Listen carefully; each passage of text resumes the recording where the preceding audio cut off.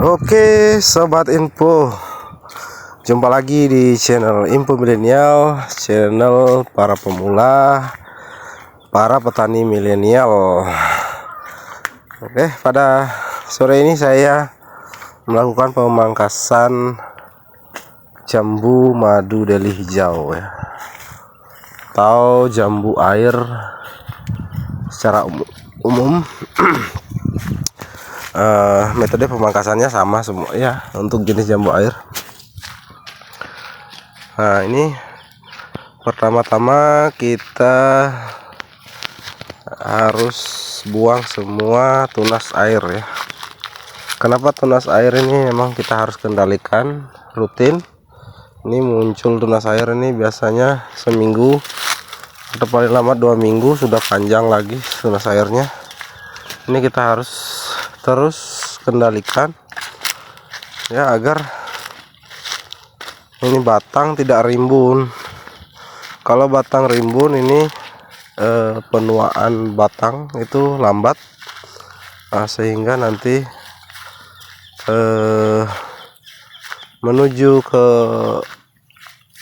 masa generatifnya atau masa berbunganya akan lambat juga ya. Makanya pemangkasan ini memang sangat-sangat penting untuk di tanaman jambu air.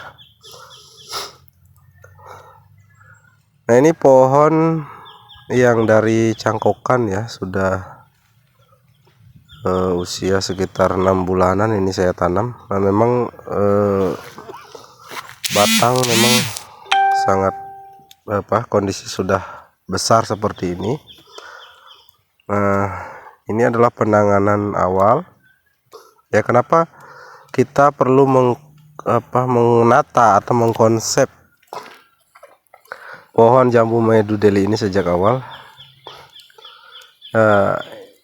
Ini agar nanti posisi letak cabang-cabangnya itu bisa teratur dengan rapi, terbagi ke segala arah ya.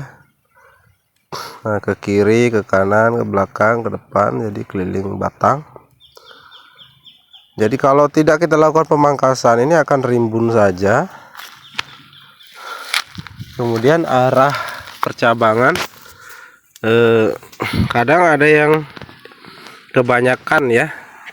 Kalau tunas air itu kita biarkan, dia itu kan pertumbuhannya vertikal, tegak. Nah, jadi nanti tanaman jambu air kita, jambu madu deli hijau ini, dia akan rimbun, tetapi banyak cabang yang vertikal, yang tegak. Nah, kenapa cabang vertikal ini tidak kita sisakan? Nah, dia itu untuk jenis cabang vertikal, dia akan cenderung pertumbuhan lebih banyak ke pertumbuhan vegetatif gitu ya. Jadi dia fokus meninggi dan membesar. Nah, di sini saya mencontohkan ini cabang lebih banyak kita rawat yang ke arah samping. Nah, ketika cabang posisinya menyamping seperti ini ya, ini jelas, tampak jelas menyamping seperti ini, cabang menjadi lebih cepat tua, kemudian akan segera masuk ke masa generatifnya, dia lebih cepat berbuah ya. Nah, memang pohon ini tidak akan cepat tinggi dan rimbun ya kalau kita lakukan pemangkasan seperti ini, tetapi dia hanya tumbuh melebar ke samping. Nah, tetapi kalau kita melakukan perawatan seperti ini, pemangkasan seperti ini tanaman akan lebih cepat berbuah. Nanti buahnya lebat dan pendek ya ukurannya. Nah, jadi untuk skala perkebunan di tempat saya ini, saya lebih memilih pohon yang pendek tetapi berbuah lebat. Nah, kenapa semua tanaman saya ini tidak saya program untuk tinggi dan besar gitu ya. Nah, jadi kalau ada tunas yang menjulang, cabang yang menjulang tinggi, itu biasanya selalu saya potong. Nah, sisakan cabang yang menyamping. Karena targetnya ya ini dalam waktu setahun ke depan ini sudah bisa kita program pembuahan.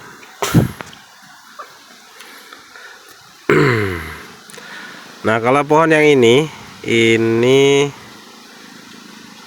sudah ditanam 2 tahun ya, usia 2 tahun.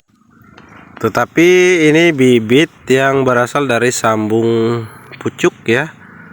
Masih sangat kecil waktu itu saya sudah tanam di kebun.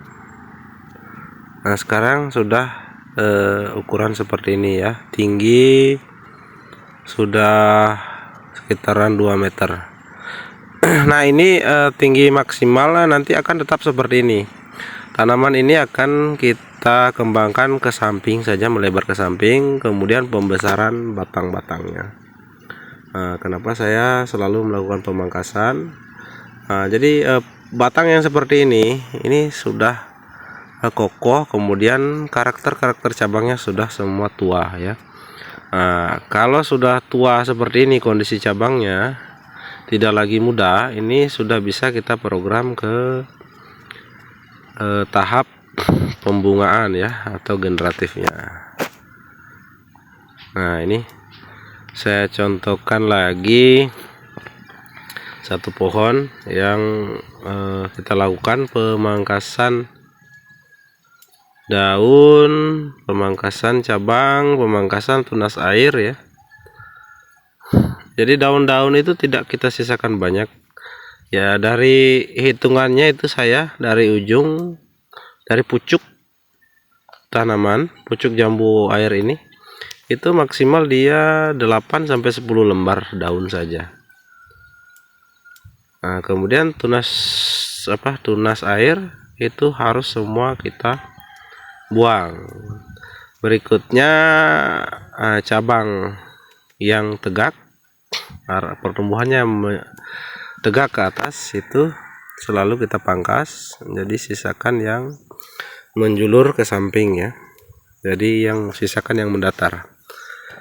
Kalau cabang mendatar yang kita pelihara, itu tadi di awal saya sudah jelaskan keuntungannya.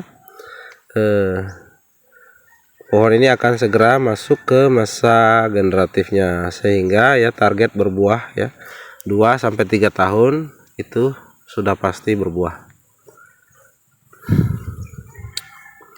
Pemangkasan rutin juga ini. Di samping memang kita program untuk rencana pembuahan dalam waktu singkat. Dia punya juga nilai kelebihannya, yaitu batang tidak akan cenderung rimbun, berdaun rimbun. Nah, ini otomatis hama ya, serangan hama tidak akan menumpuk ya. Siklus hama yang bertelur di sini karena kita pangkas, jadi akan terkendali, hama tidak akan menumpuk di sini. Nah, kalau dia rimbun ya otomatis hama akan senang tinggal di pohon ini. Ini daun-daun tua selalu kita buang, sisakan ya 8-10 daun dari pucuk saja. Jadi kemudian penyinaran matahari akan full masuk ke batang ya. Batang akan menjadi sehat, terbebas dari jamur.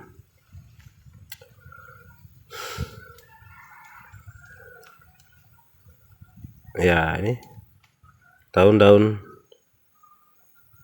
tuanya selalu kita pangkas. Oke, nah ini kebetulan ada cabang yang menjulang tegak vertikal ya, itu langsung kita potong. Nah, sisakan yang mengarah ke samping. Oke, terima kasih sudah menonton dan salam info.